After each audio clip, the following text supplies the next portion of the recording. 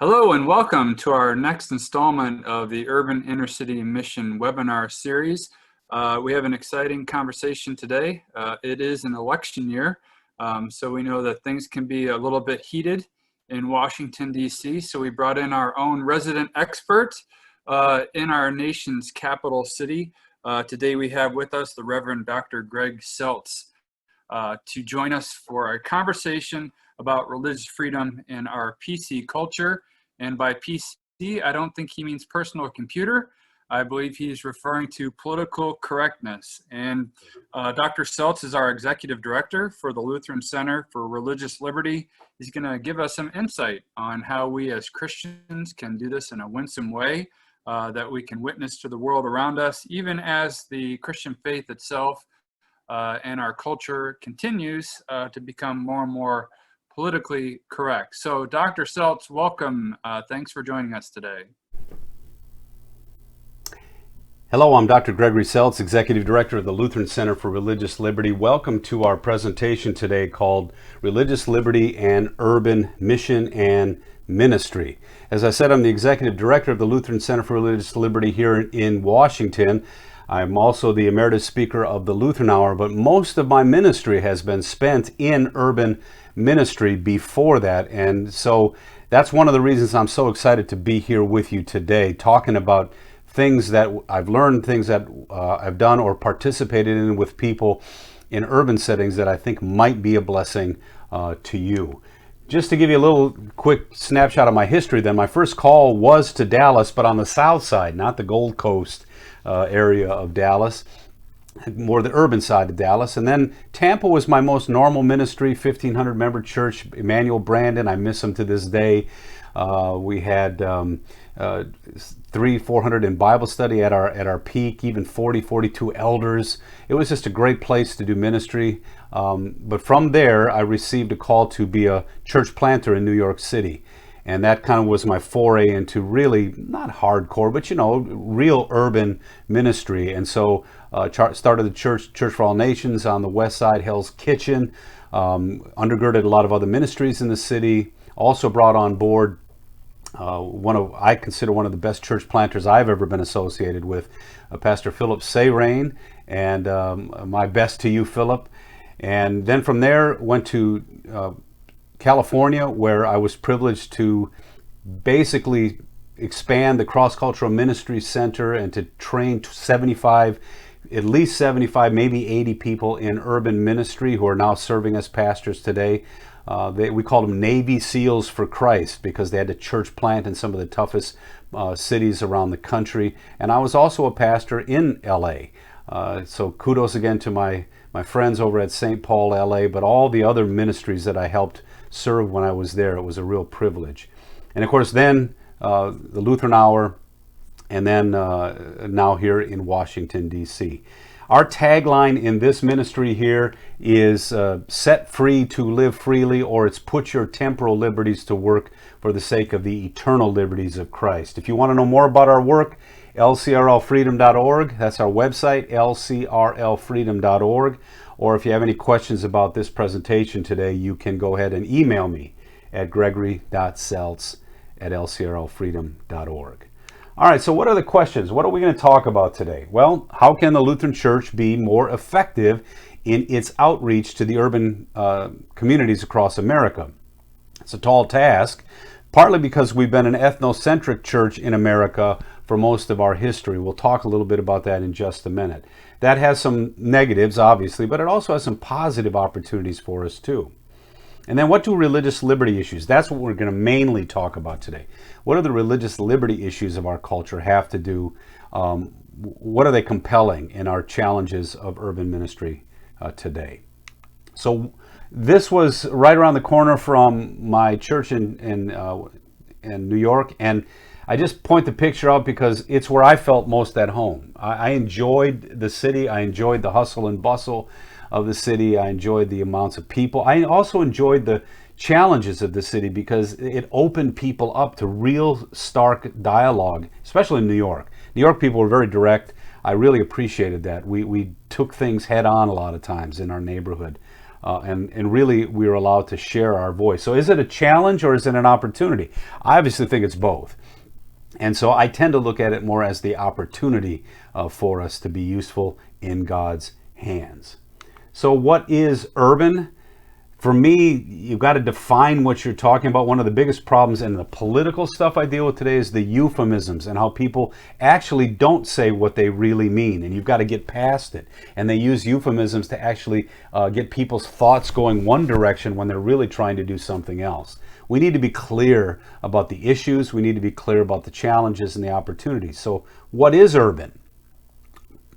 To me, urban, multicultural, multi-ethnic, multilingual communities. Or increased density, people literally living on top of one another. That's urban as opposed to suburban. It was interesting when I was in California, I kept running into this guy from India. And finally one day I said to him, hey, how do you like it here? I mean, do you enjoy being in America? Because he had moved, I guess, about 10 years ago, 15 years ago. And he said, no, I don't like it. I said, why not? You know, because he lived in a kind of a nice area. He said, there's not enough people here. Not enough people in the greater Los Angeles area. Well, where he was from, there was 25, 30 million people in his city, and he liked that because, like I learned in New York, your neighborhood, you knew everybody. You knew the restaurateurs, you knew the business people, you knew the policemen, you knew everybody. And he missed that. And he missed being able to just come out of his house and be with everybody he knew. Wow. Who would have thought, right? How about the speed of change or the speed in general of the city? So the fact that, the subways and the traffic frustrations that might take you 2 hours to get places where in other parts of the country it might take you 10 minutes, but then also just the speed of change where when we were in New York, a whole neighborhood could change overnight if the rental laws changed. And that actually happened to us. We were ministering to a group of several thousand people, and overnight they were all gone because they were kind of priced out of the marketplace, if you will.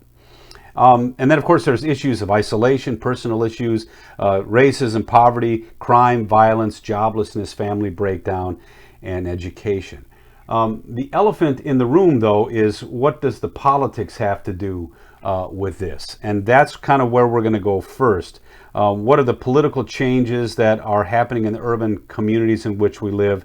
And I would say to you right now, secularism, statism, government intrusion into the arena of education, into the arena of the church, into places where we actually used to take the lead. We're being pushed out of some of those places, especially in the city. And we're going to have to learn how to fight our way back in to do that.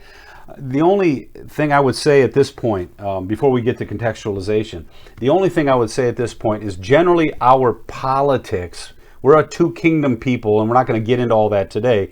But what we mean is that God is at work to preserve the world through things like the state, the family, those kind of things. But he doesn't save the world through his left-hand kingdom work. He saves the world through the person and work of Jesus alone. But God differentiates his work. Preserve, save. And one is more ultimate than the other. The preserving work is temporal, and it will eventually pass away. So again, we have that tension. When we get involved in left-hand kingdom stuff, in general, we seek to empower the individual, we seek to empower the family, empower the neighborhood, and protect the church. Right now, there is a movement, and it's mostly in the city. I would call it the secular, progressive, statist movement that actually wants to disempower all those things and empower the state to take control of those areas. So church, state, we tend to put the state on the bottom, church, individual, free people on the top. The kind of the urban secularization is to put the overarching government stuff. They take care of everything, and then the citizen really is kind of under their thumb. That's the tension of the politics today. No matter what rhetoric you hear, that's in actuality what is happening. Now, typically, the LCMS has been displaced from this because we were an ethnocentric people and an ethnocentric church. The positive of that, and I learned this, the positive side of that, I learned from Ethnic America by Thomas Sowell. You need to read that book if you're going to get into all the ethnic, racial, and all these kind of issues. He just gives you the sociological data, and he talks about the uniqueness of every ethnicity that has come to this culture, the pros and the cons, the blessings and the challenges. What he said about Germans, he called us Hamlet people. And what he meant by that is we tend to, wherever we go around the world, wherever we go, the German people got together, they took care of themselves. They got permission to live freely and honestly in the cultures in which they live, but after that they took care of everything. They built their towns, they built their houses, they built their schools, they built their hospitals, they built their seminaries, they built their publishing houses, and on and on and on. They built their retirement homes. They built all of that and didn't ask for any help from the state. That's a Hamlet people. Now that is a great assimilation strategy. You know, you take care of yourself and you make sure that nobody falls between the cracks. But it's a terrible mission strategy, because eventually you have to break out of that. We have to take care of ourselves so that you can minister the way Christ wants you to minister to those he sends into your midst. So you could say that our struggle with becoming good Americans is helpful to us in reaching displaced people in our culture today. The Mexican American church, where a lot of times those who are coming in from Mexico or Latin America, they still want to speak their home language of Spanish and all of these kinds of issues. And that whole language issue and culture issue, we experienced the same thing, because we were German people who didn't speak English until basically after World War II. Now, we spoke English in our business work, but at home and in our churches, we wanted to speak German.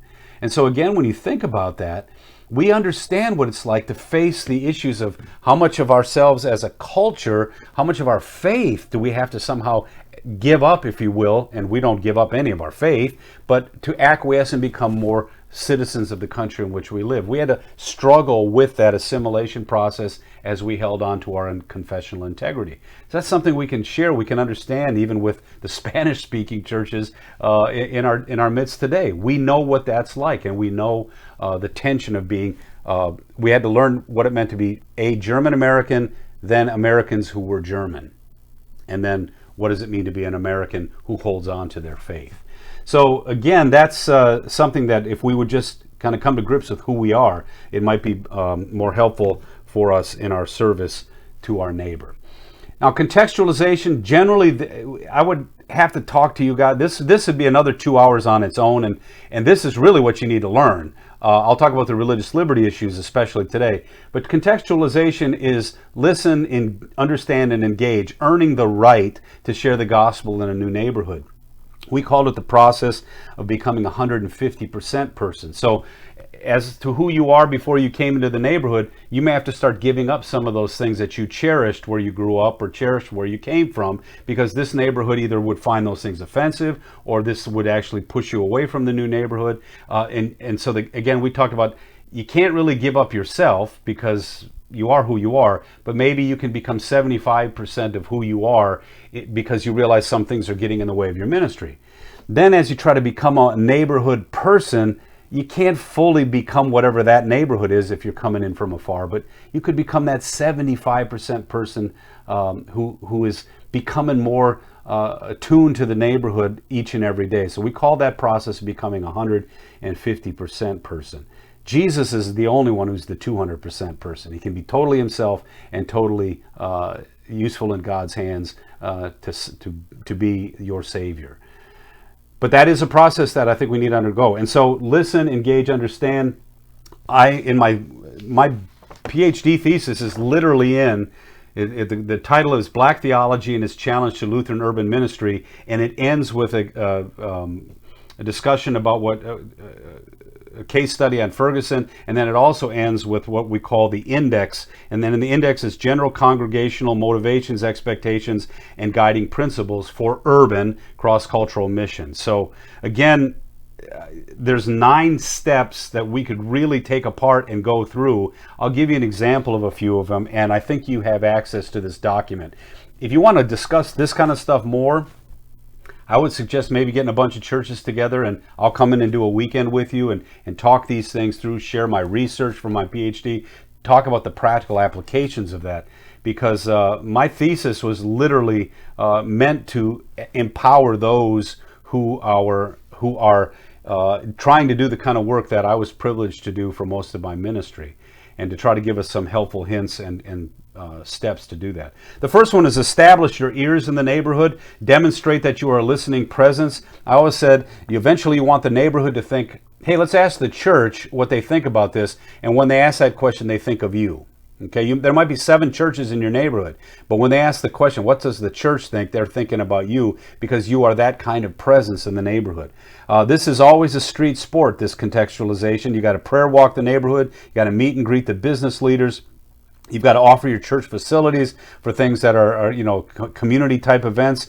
You've got to be that kind of presence that hears both sides, hears both cries in situations, even if you really do feel like you're on this side or the other of an issue. You still got to be that voice that really hears what's going on. Someone asked me one time, the very first day of what happened in Ferguson, what should we say? And I didn't know if Michael Brown was the perpetrator or if the policeman was the man who had done wrong. But what I did know was that businesses that were there that made that neighborhood work, they were innocent bystanders. So I used to tell my people that first day, reformation restraint about saying things that you don't know to be true, but those who are innocent bystanders, protect them. Gather for them if you want to do that kind of stuff, and then wait to see what happens so you can be useful in God's hands to do the right thing for the neighborhood. So establish your ears, be that kind of presence. Know the particulars of your particular neighborhood.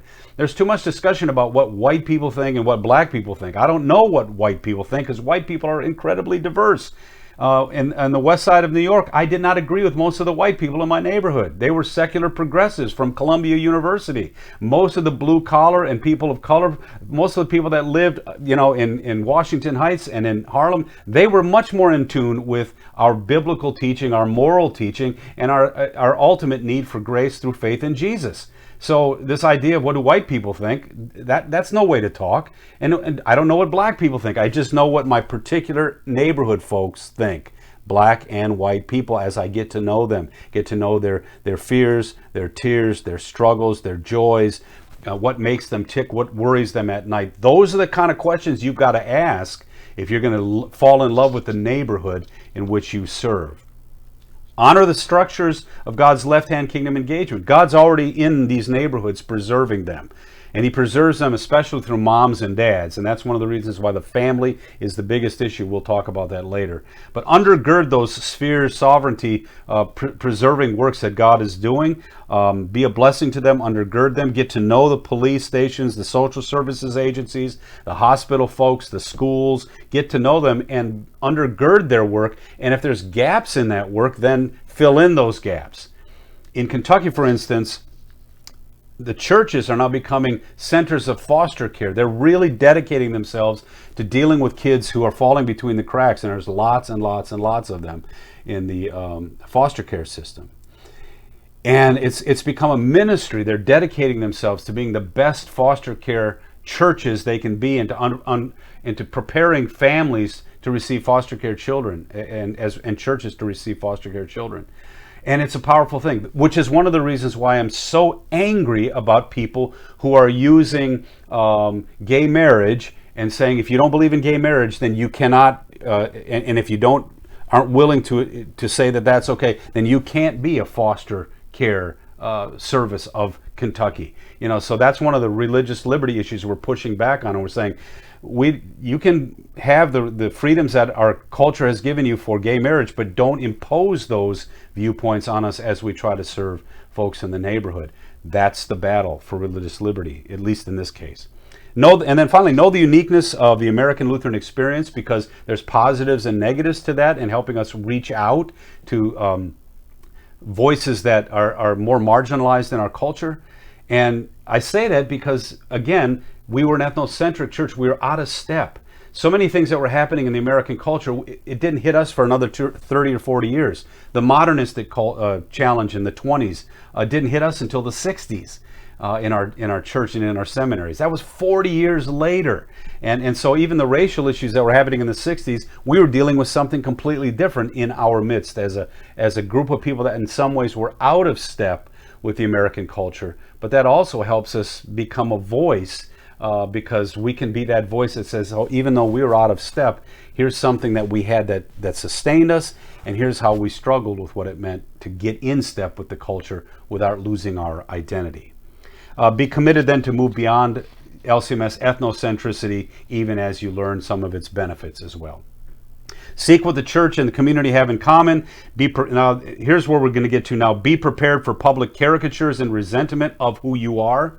As I said before, I don't like this idea of left and right, because we're going to have to realize that we have to start to use our own language when we get involved in these political things and these public discussions, because the way these debates are framed in the public, we already lose as a church. I'll give you an example. Left and right. Most people think the left means liberals and the right means conservatives. And conservatives are generally considered mean people, and they're not nice people. This is the caricature, but this is what's true.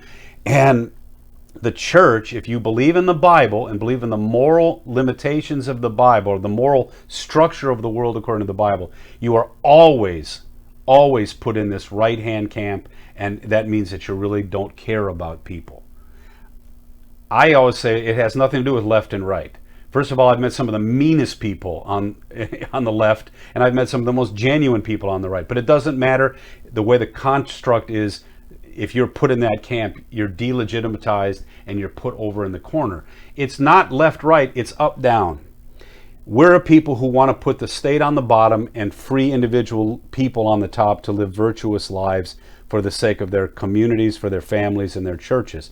And the statists are trying to flip that upside down and put the state on the top and people on the bottom. And statists are communists, fascists, and socialists, because they believe the state is the overarching arbiter of all things, because there really is no God above the state, there is no ethic above the state, there is no moral above the state. That's the political challenge that we're running into today. So the political milieu, what's it really like in this? We're going to have to learn how to actually use different words. Statist versus liberty. We don't even talk, for instance, things like homosexuality, heterosexual, bisexual. We don't talk that way. We use male, female, healthy male to male, healthy female to female, healthy male to female. That's how we talk as we engage these things, because the culture is becoming more punitive to us. What's it like? If you want to know more of the data of this, go to James Davis and Hunter's books, Culture Wars, or How to Change the World. But this is not me saying it. This is not anecdotal evidence. This is just the way it is out there, and you're going to have to come to grips with the way it is if you're going to actually be a useful voice in the neighborhood. The politics, Mary Eberstadt in her book It's Dangerous to Believe talks about how things have changed, and really now there is no moral overarching yes and no that's guiding us. Really, it's just self-will, and anything that is traditional is being put in this kind of camp of right-wing hate and to be dispensed with. And she said, in this profound and still unfolding transvaluation, yesterday's sinners have become the new secular saints, and today's sin has become virtue as positive expressions of freedom. I guess what I'm saying that you're going to have to deal with is there is a secular movement in our culture today that is very punitive, and it politicizes everything. It's going to politicize your preschools. It's going to politicize your schools. It's going to politicize even eventually your ability to worship and proclaim the whole counsel of God, because there's certain things that are being used at this point to delegitimate any public voice to the contrary. So Hunter basically says, everything's been politicized. That's the problem. There used to be things that were public that weren't political, and we need to get back to that third way of public engagement where all voices are welcome at the table. What was once a dialogue, this is the problem. What was once a dialogue, and many of us think that we can still dialogue these things. No, it's now a battle. There's a growing power within our country, or in our culture, that does not want a dialogue. It wants to delegitimate the other side. Not conversation, but radical conversion. Not live and let live. Amazingly today, in our left-hand kingdom engagement of the culture, we're a live and let live people, and we have a few fundamentals that we cannot let go, but we can defend them as for the sake of all, like religious liberty, the sanctity of life, marriage as a religious liberty issue, and educational freedom as a religious liberty issue. As it goes to those things, if you give us that freedom to be who we are, will let the ideas battle each other out for the hearts and minds of the American people. That's not where we are today. We're not in a live and let live culture today, but in an acquiesce or be silent culture. And I would rather that we were back in the day when there was a cacophony of voices committed to civil, dialogue and robust and raucous as that might be. But now it's one voice that will drown out all the others. So this is, again, something that the delegitimation, the politicization, and the religious liberty attacks, these are very real. And again, Hunter will give you the sociological data on that. I want to talk about it going forward as to how to deal with it. Here is the challenge. Must we face it? Is it necessary? Robert Reich, who was President Clinton's labor secretary, said the true battle of the 21st century right now is between those who believe in the primacy of the individual and those who believe that human beings owe their allegiance to a higher authority. Did you just hear what he said? He again puts you in the anti-modernist, what he calls the right-wing camp, and of course we just need to silence that camp.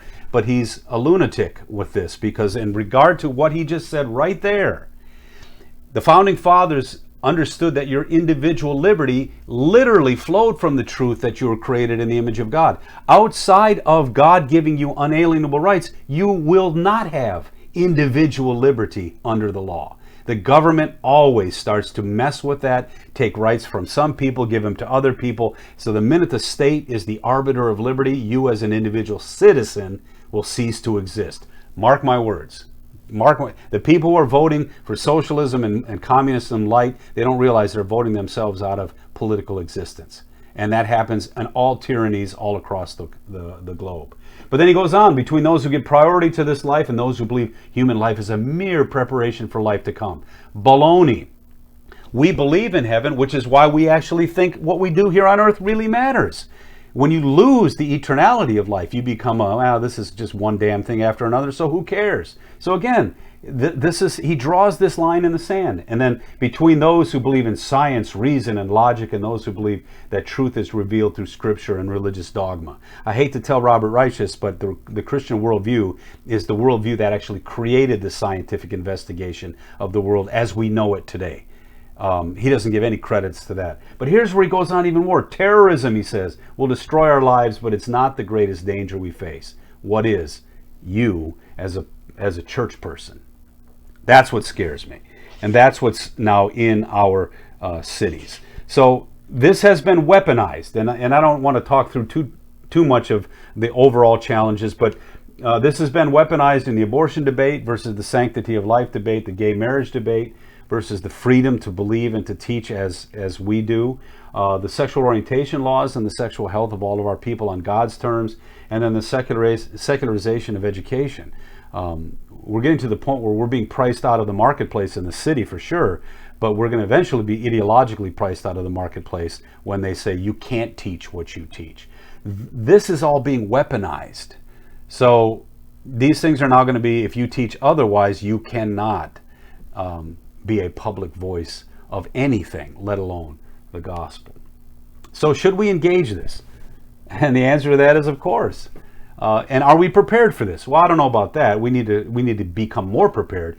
But actually, we're made for this. We were born for this. God wants his people in the middle of the chaos and the craziness of the world because his message was meant for people who are struggling with these kinds of things. So it's out of love that we speak the truth in love. It's out of love that we're willing to say, hey, God created this world. We're just as broken as you are, but God created it, God ordered it, and God saved it, and we want to share that with you as well. So we're going to have to learn to fight for the religious liberty to serve the gospel into the lives of people. And learning how to differentiate those two works is something you're going to need to learn to do in the city. I'll give you an example. We've got a couple mom and pop papers on our website called, what would Jesus do? Or what would the Father do? What's the right question to ask? Well, if you ask what would Jesus do when you're asking a policy question, you're asking the wrong question. If you're saying, should the policeman turn the other cheek? That's not the job of the policeman. That's the wrong question. Turn the other cheek is a how should I serve my neighbor to share Jesus question.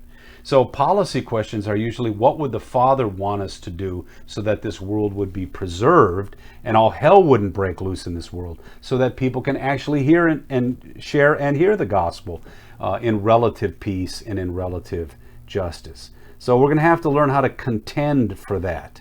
I love Chesterton's quote. He said, "The more I considered Christianity, the more I found that while it established rule and order, the chief aim of that order was to give room for good things to run wild." And that's what we want to tell people about who this God is that we serve. So exercise your liberties for the sake of the eternal liberties of Christ. I'm just saying it this way: it's time for us to learn to become a public church. Religious liberty, sanctity of life, these are issues that are fundamental. They're to be defended for the sake of all people, even practiced for the sake of all people, but all of it in service to the mission of the gospel. So in review, again, with a Christ-like mind, we honor the preserving work of Christ as we proclaim the saving work of God through Christ.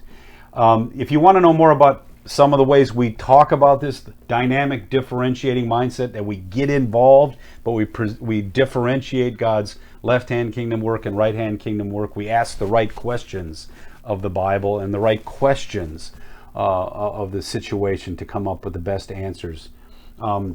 Vocational respect that seeks the truth. Moms and dads who don't happen to be Christian, we respect their vocation as parents because we need them to be good parents, even if they're not Christian. But again, what does it mean? Vocational respect, seeking the truth. How do we put that into practice? All of these papers are on our website, lcrlfreedom.org, and you can read them at your leisure. Okay?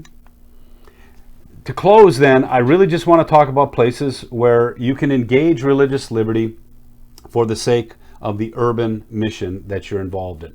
And I would say the most basic fight that you're going to have to contend with is fighting for religious liberty, the right and the responsibility to be a unique voice in the community. You're going to have to push back against the politics of gay marriage. Not as you deal with people who are in the lifestyle, that's a different question, but the politics of it's very punitive. The Supreme Court overstepped its bounds. It created a right in the Constitution that doesn't exist. There are no rights in the Constitution to marriage. There are individual rights before the law. And the last thing we want is the politics of Washington to determine what a healthy relationship is. So we want individual rights undergirded before the law, and then as we involve ourselves in relationships, there are other entities that have a role to play in establishing good, healthy, long-term relationships. So that's going to be something where we're going to have to fight back because, like Richard John Newhouse said, the institution of the church, the state doesn't have any problem if you believe in God privately. But if there's this thing called the institution of the church that has a different sense of itself, that owes its allegiance to something beyond the state, it is the only institution that can protect the individual people from tyranny, because it's the only institution that has credibility outside of the state. And that is the way the Founding Fathers understood government, church, state, and all those kind of things. The most basic issue, so contend for religious liberty, the most basic issue in the urban setting is the family. I know we're talking about racism. I know we're talking about limiting cops' roles in our lives, policemen, sorry. But, when we talk about that, we're a people that understands that the government needs to be limited in its scope. But then if the government is limited in its scope, then virtuous people must ascend into that space where only power could control good and evil, at least outwardly speaking. And so again, when we talk about that, the most basic issue is the dissolution of the family, because when the family dissolves, there's no longer the mom and dad, the virtuous upbringing of the children, the limitation. I always say right now, most urban areas are suffering from the boys, 14 to 18, high on testosterone. Every guy knows this. Every guy knows that at a certain point when he was just crazy to do the wrong thing, it was generally the dad who said, "You're not going any farther than this, son. You're my son. I've given you my name." I love the story by Jerome Bettis, the Pittsburgh Steeler running back, who, after he won the MVP of the Super Bowl, went on television and said, I want to say this to my father. He said, "My dad said when I went to Notre Dame, he said, son, I haven't given you much money, but I've given you a good name." and I want you to rise up and live up to that name. And he looked in the camera and said, Daddy, today I did my very best for our name. And when you think about that, we need a whole lot more of that in the city. And that's what's missing. That's the main thing. And so even policemen can't take the role of that. Even if they're doing their job perfectly, they cannot take the role of fathers. They cannot take the role of families. Teachers cannot take the role of the family and the home. And that's what's been blown to smithereens. In the late 1960s, early 70s, Senator Moynihan did a study of what the policies of the war on poverty were doing to the black family in the city. And it was literally undermining and destroying the black family. It was removing the man from the house. And before that, even in Jim Crow, even in times of real overt racism, the black family was as strong or stronger than the white family, and all families were basically intact. There were very few families that were broken. That doesn't mean they're all happy, but there were very few families that were broken from an institutional point of view. That's been obliterated by policy. And that's one of the reasons, one of the key indicators for crime, the key indicators for illiteracy, poverty. It's all what's happening with the family. So that's the main issue. If we could get back into this discussion in the urban settings and empower families, model families, have resourcing for the sake of families, those kinds of things, and especially undergird the authority of the family, because politicians are taking those kind of things away. Let me give you an example of what happened in my urban work. As I started to empower neighborhoods, empower people, and start to share with people, you can make it on your own. If you buy your house, you don't need to be dependent on this or dependent on that. If you can get your own job, or you can get your own education, if you can raise your kids, you don't need all these other things that are making you dependent.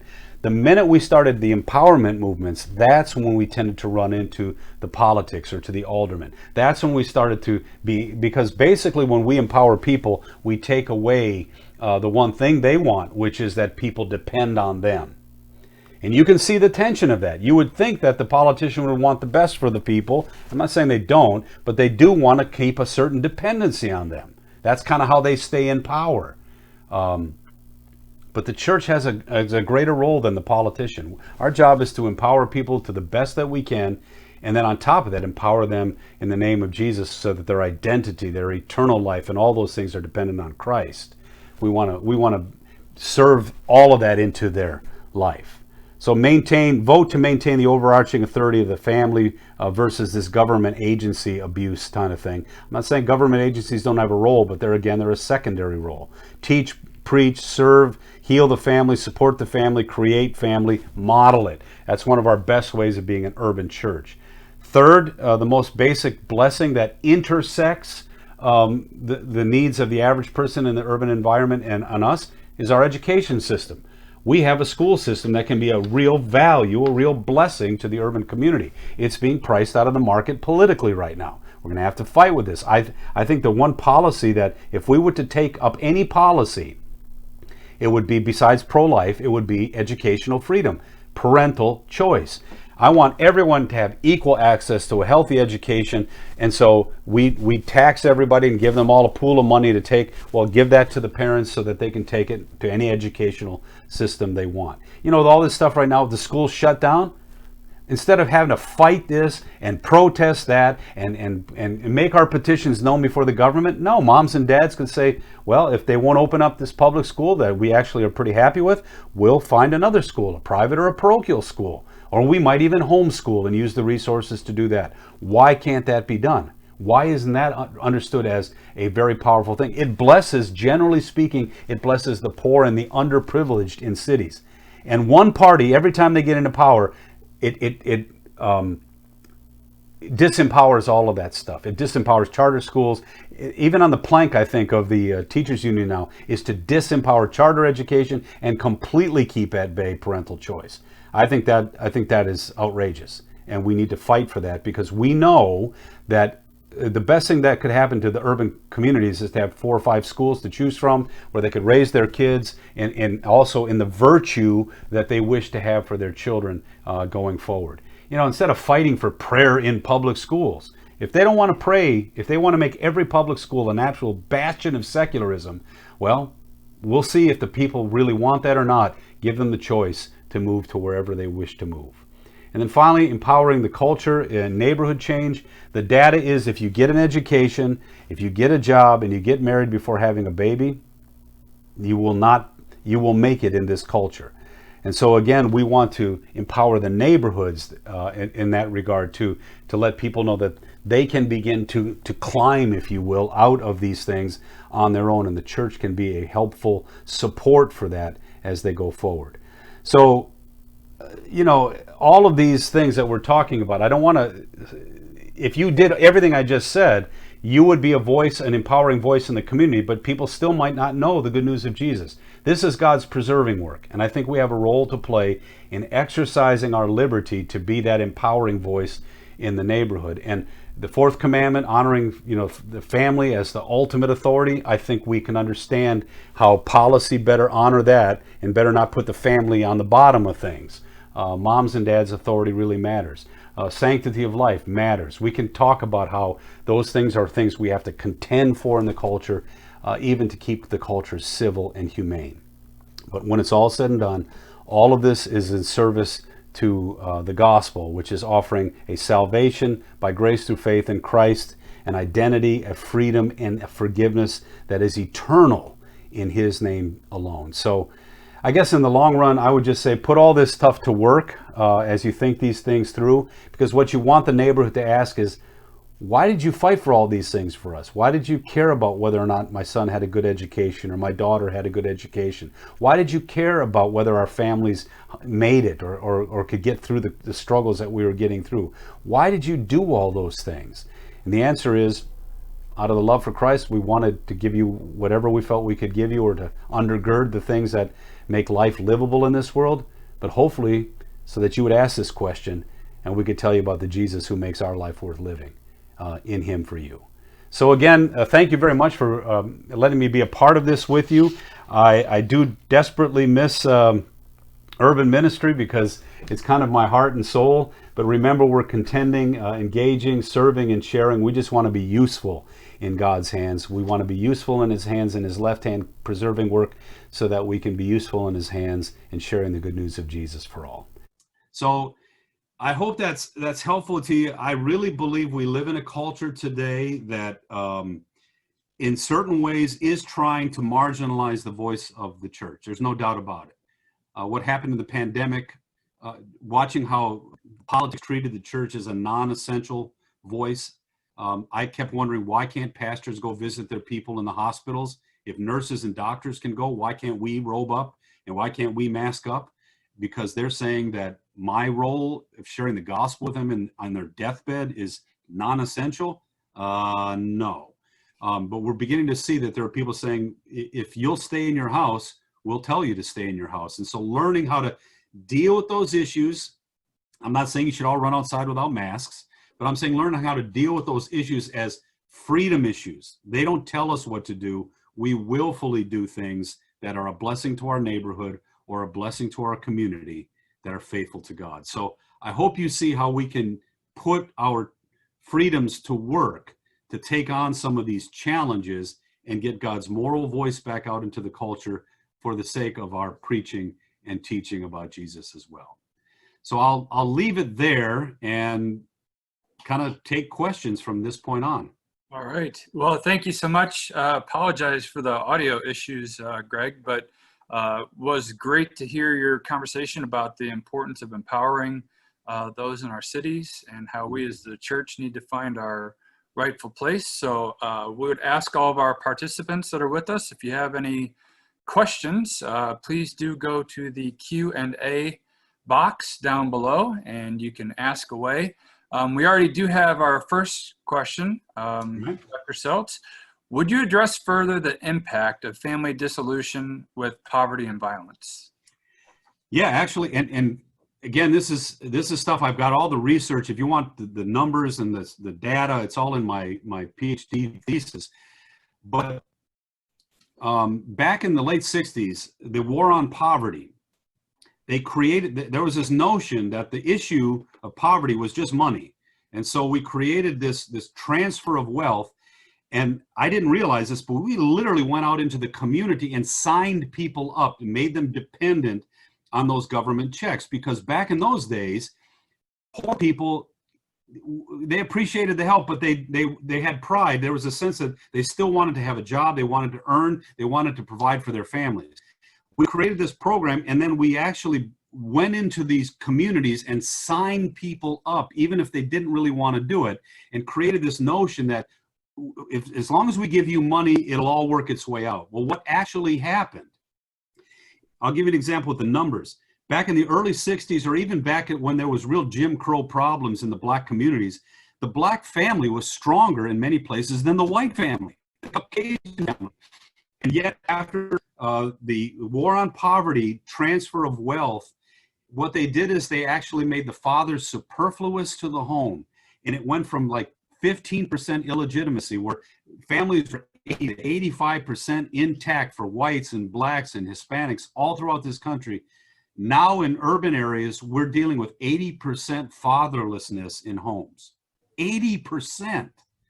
And when we're dealing with some of these urban issues, we're now finding out that there's a second and third generation of people who've never known what it's like to have a father who's usually the disciplinary role of this, of giving identity to the family. And we even asked kids when we were doing this ministry in Baltimore, we said, who takes care of you? These were kindergarten children. And they said, the government. These were kindergarten children. They didn't think of their moms and their dads as those who provided for them. They thought of the school and the government as that which provided for them. Well, eventually that dependency destroys initiative, it destroys self-esteem, and in this urban sociology of the city, the alpha male of cities, this is again the sociological data, the alpha male of the city now is the guy that has sex with as many women as possible and has as many children as possible, but he doesn't raise them. That's the alpha male. And the alpha female is the one who has the most children with alpha male. Well, you can begin to see how this is going to be so dysfunctional. It's going to create poverty, illiteracy. It's going to create violence because 15, 16, 17-year-olds, moms can't stop. What happens with boys who are high on testosterone? Usually that's the dad. And so the dissolution of the family has seen a rise in tremendous urban problems.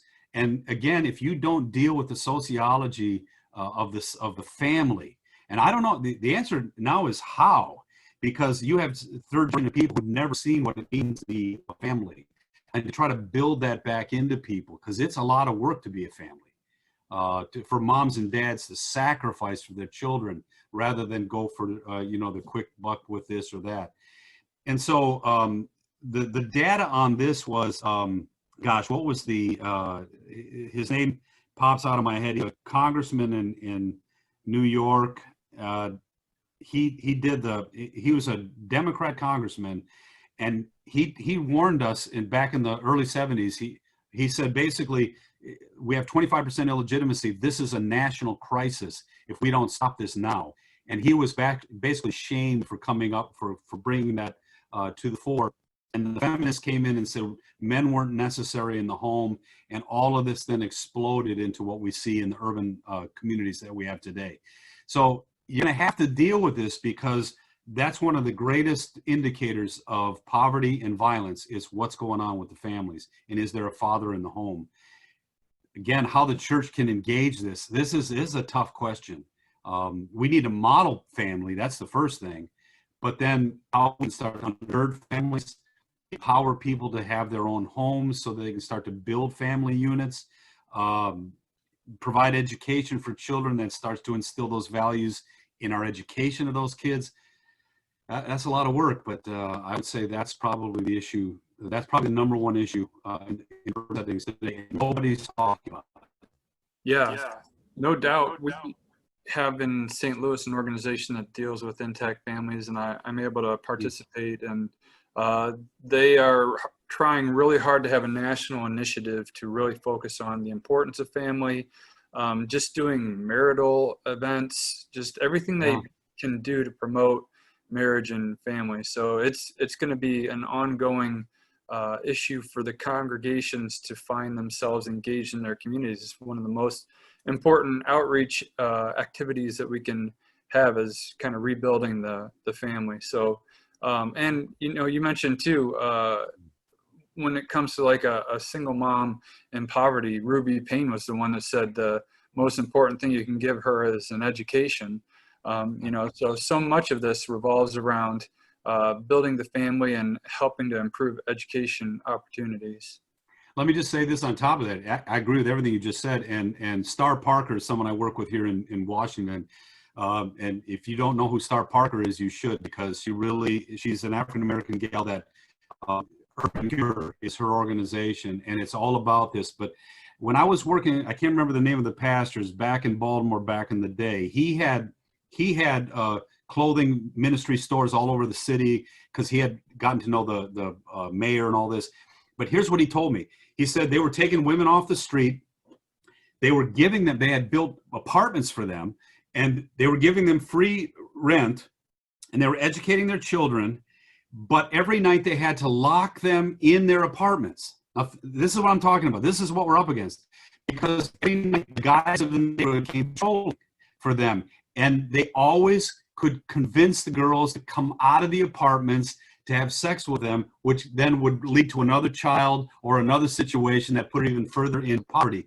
It took them, the pastor there said it's going to take at least 2 generations to break this cycle. And I was like, are you kidding me? So they provided for the housing, they provided jobs, they provided education, and they still had to deal with breaking the natural compulsions that were now sociologically in the neighborhood. And in some cases, they had to protect the gals from themselves because they could easily be talked into the old way of living. So that's the kind of stuff we're up against, because there's really no good model of what a family is in most urban communities today. We allowed that to happen in the last 55 years of the policies that have been going on. So tough stuff. Yeah. So we have one more question for you, and it's kind of dealing with what rights do we have and how do we defend those rights? So somebody, not hypothetically, somebody who lost their mother that didn't have full access and couldn't touch their mom. And, you know, for a lot of people, as you said, pastors couldn't even be at the deathbed, families couldn't be at the deathbed, people couldn't have funerals. Do you have any thoughts on what can we do to address our authorities going forward so that this doesn't continue to happen? Well, you know, I did talk about civil disobedience one time in a university setting, and I said, for Christians, civil disobedience is always obedience. We're always obeying something, even if it contradicts the culture. The First Amendment, again, our founding fathers were incredibly unique. They put a government together that prevented us from the tyranny of the mob or the tyranny of the monarchy. And they created this notion of the individual free citizen before the law. Incredible stuff, you know. The First Amendment, and by the way, they believed that if we didn't have a religious people virtuously motivated by faith and virtuous in their lives, self-governing themselves, that this whole experiment couldn't work. Well, the First Amendment is the one thing we need to learn how to fight for. And right now, some of the governors that I've had to deal with across the country, they were making these decisions about the pandemic, and someone asked them, well, what about the First Amendment rights of people? And they said, oh, I didn't even think about that. You see, politicians don't think like that. They think, what do I need to do, A, for my power, or B, they think about their people. Don't get me wrong, and they're not anti their constituency, but they don't think about us the way you think they do. They're a power organization. They think about, we need revenue, so let's tax people. They don't think about what that's going to do to your business. They don't think about that. Well, they don't think about church either. And so when the founding fathers said the church is a fundamental, essential institution, not that faith is in it. They were talking about the actual church as a 501c3 organization. That's First Amendment stuff. Well, when they violate that, when they say, well, we don't care about that, the church has to ask the question, what should we do? And John MacArthur finally said, we've not seen the science, we're going back to worship, arrest me. And we're an essential organization. We're not a secondary organization. And the government hasn't shut down, so the church doesn't shut down. And so we would actually start to ask ourselves questions, should I be at the bedside of my father or my mother if they're dying today and they need to hear the good news of the gospel? They slip into a coma. the last thing I want to hear is a doctor say he can't do anything else for him. Let's out of here. So again, I didn't want to say it that boldly because there are some pastors who may have been maybe afraid to go because of the pandemic. They might have been scared about that. Luther said it this way: if you have the faith to stay, serve those who have the plague, stay. Don't judge those who are too scared to stay. But the point is, we have the right to make that decision. The government doesn't have the right to make that decision. If they have protocols that allow them to be there, there should be protocols that allow us to be there. And so we've been fighting back that stuff. And we've been saying, and if the government won't put itself in its proper role, then we may have to finally say this far and no farther. And so that's the kind of stuff we're dealing with. Our government now is more antagonistic to the public institution of the church than ever before in our history. But we have the First Amendment right to be the church in the middle of these things. Now, the question is, what kind of church should we be to love our neighbor? Should we put masks on? Should we social distance? Yes, all that. But with a spirit of freedom and servanthood, not because we're afraid of the coercive power of the government. So yeah, those are tough questions. The government has gotten out of hand in a couple of places, and we've been pushing back, and some of that has worked. John MacArthur's church finally said, come arrest us. And a judge said they don't have the power to do what they're doing to you. And so they've gone back to regular worship, using all the social guidelines that everyone said are necessary. So yeah, tough stuff, but I hate to tell you, it's worse behind the scenes than you can imagine. But right now we've got some people pushing back on this, and thank God they're pushing back in a way that's keeping us free. Well, and we're glad that we have somebody on the ground. We're glad that we have somebody that gives us a voice. So thank you for everything that you do, Dr. Seltz, and just encourage all of our webinar participants to find out more about the Lutheran Center for Religious Liberty. Continue to support their work and find ways that you can continue to engage and to be a voice, especially a voice for those who are most marginalized and that need an advocate. And someone to speak on their behalf in many ways. And again, we're just very grateful that the LCRL is there also to be right at the heart of all of this, to speak on our behalf. So again, thank you so much, Dr. Seltz, for joining us today. My pleasure. It's been great to be with you. And it was great to have you. And a very timely, important topic. Again, it's an election year and things can be ugly, and there's a whole lot that can divide us. But as you have brought to us today, the gospel certainly can heal a nation, and the gospel can certainly unite us across every line, as you said. So that's always good to hear, even in an election year. So thanks to all our participants for joining us. Make sure you come back, be with us again, and continue to be a part of this conversation about our urban ministries and how we can reach the city with the gospel. God bless. Have a great day. Thank you. Thank you.